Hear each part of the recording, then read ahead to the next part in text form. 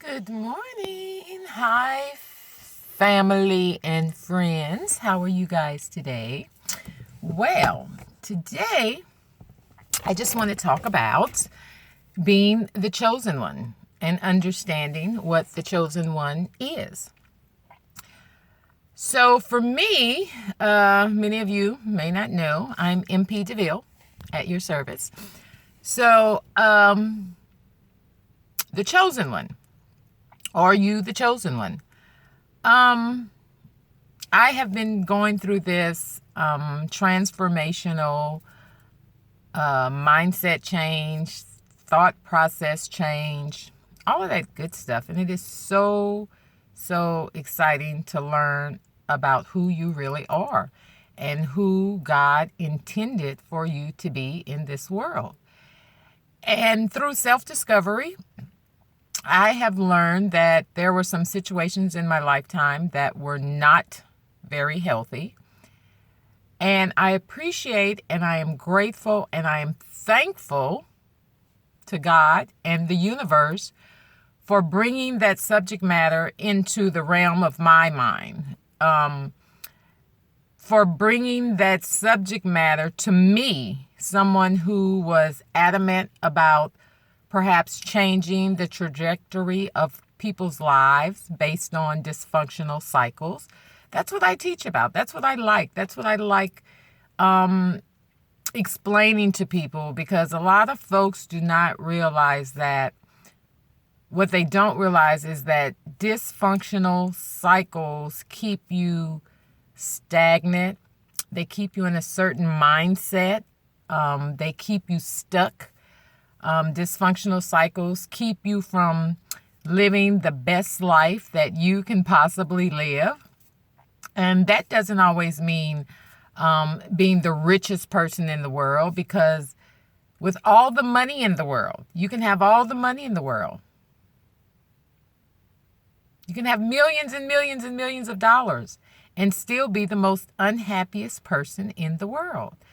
Or you can have millions and millions of dollars and be the sickest person in the world.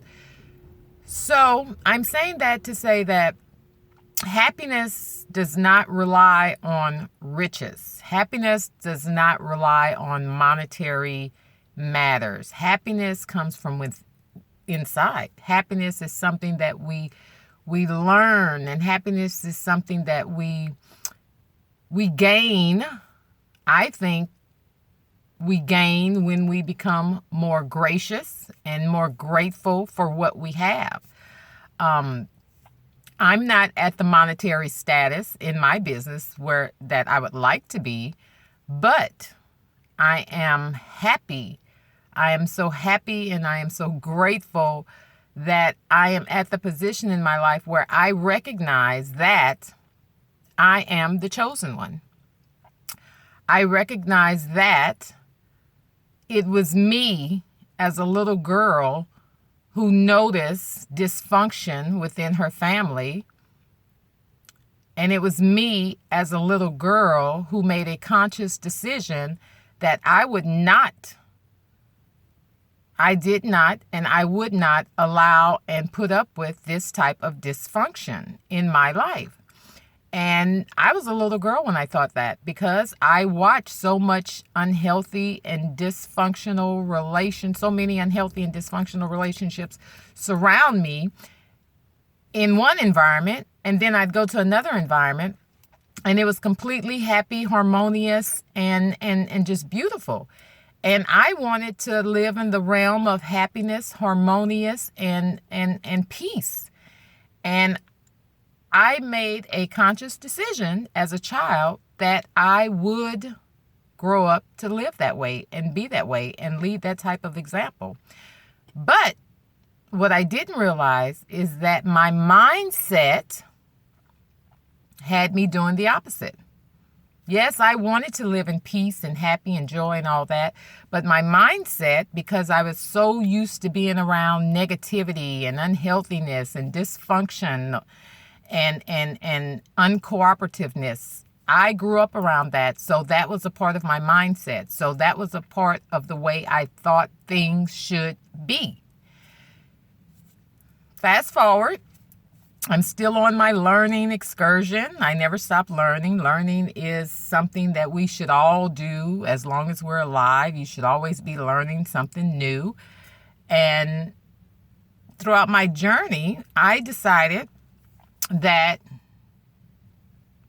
I was now living in dysfunctional relationships. I was now in relationships where I was being belittled. I was in relationships where I was being cursed out. I was being in relationships where I was being cheated on. I was being in relationships where I was being manipulated.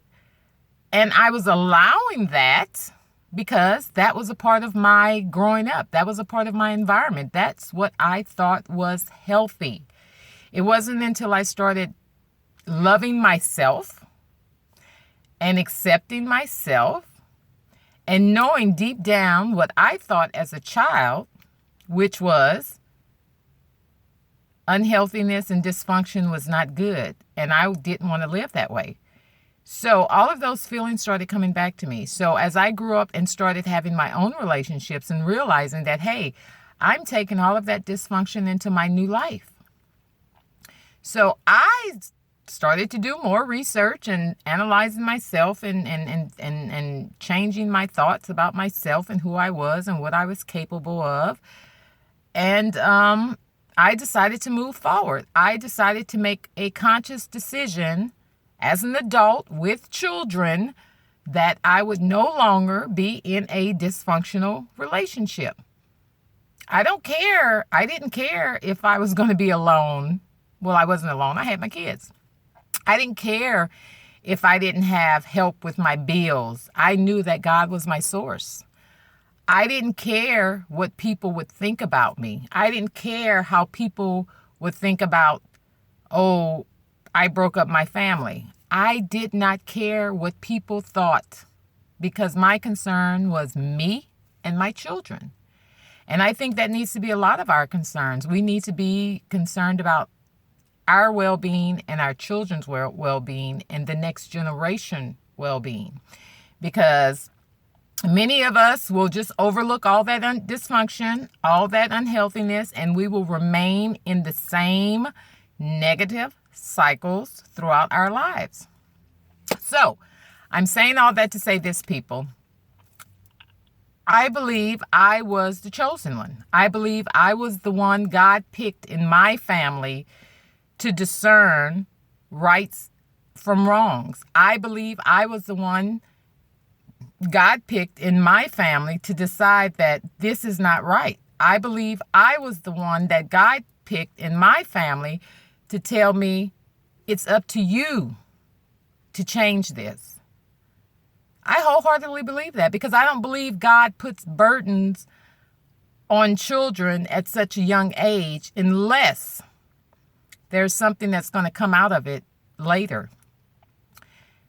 And something came out of it later. My acknowledgement of it, my recognition of it, and then finally my resolution for it. So when I say I am the chosen one, I believe that I am the one that God put this message on my heart because he knew that I would be the one to expand the message. And I believe that with everybody. I believe that God chooses people to do certain things throughout their lives. It's up to us to accept that challenge, though. I didn't have to write a book about generational cycles. I don't have to speak about the abuses and horrors that my family endured. I don't have to speak about unforgiveness and dysfunction and unhealthiness. But it was something that God put on my heart at a very young age. And when I say a young age, I'm talking 4, 5, 6, 7, 8, 9, 10, 11, 12 years old. It was something that was put on my heart to change. And although I knew I wasn't able to change it at such a young age, I knew that I would grow up one day. And I knew that those actions and environments and circumstances would probably still affect me. And they did. So it came back into my life for me to reevaluate what I had went through as a child, what I went through as an adult, and then to connect the dots. So you can't connect the dots before you reach something. You can only connect the dots after you've been through something. So after I've been through that, and after I've been through my relationships, I decided to connect the dots. And I was like, hey, this happened because of this, and this happened because of this, and this happened because of this, and this is still happening because of this. There's a pattern. And the pattern is dysfunction, dysfunctional cycles repeating themselves. So I'm saying all that to say that once I was able to understand how dysfunctional cycles work and how they hold you back and how they put chains on your brains, I decided to loose that. And once I decided to change my life and to change my situations when it came to relationships, and once I decided to love myself, I started to believe and do what I always believed and knew that I could do. Write books, open businesses, teach people, all of those things. So, I may be rambling, folks, but hey, it was a thought that came over my brain this morning, and I just want to say, or ask you, are you the chosen one? Are you the one that God picked in your family to lead your family out of frustration, destruction, cycles, poverty, all of that stuff? Are you the one? Are you the chosen one? And will you accept the challenge? Because not only did I realize that my life and our lives are sometimes in dysfunctional, stagnant situations, not only did I think that it was necessary for me to write about it, for me to clear my head about it, to clear my heart about it, to forgive people because of it, to let loose of my own anger and my own insecurities, and to realize that many of the episodes and dysfunctions and cycles that we go through in life are only because of other people. So you have to break yourself away from those other people, and you have to realize that we are all victims of victims. So that in itself allowed me to become more forgiving of people, because you never know someone else's story. And you have to understand and realize that the person that's causing and inflicting so much pain and abuse was also abused themselves. Yet they just never took the time to analyze and reevaluate and dissect their lives enough to change their lives. But me, being that analytical person that I am, I figured it out when I was a child that this wasn't right. I knew that when I was a child that I wanted to be more than this. I knew that when I was a child, I wanted to do great things in life. But of course, that mindset stopped me in so many ways. But yet, it helped me in other ways, because I was able to accomplish a lot of my dreams. I am able to accomplish a lot of my dreams. I am the chosen one. I am the one that wants to bring my family to the next level. I am the one that wants to start that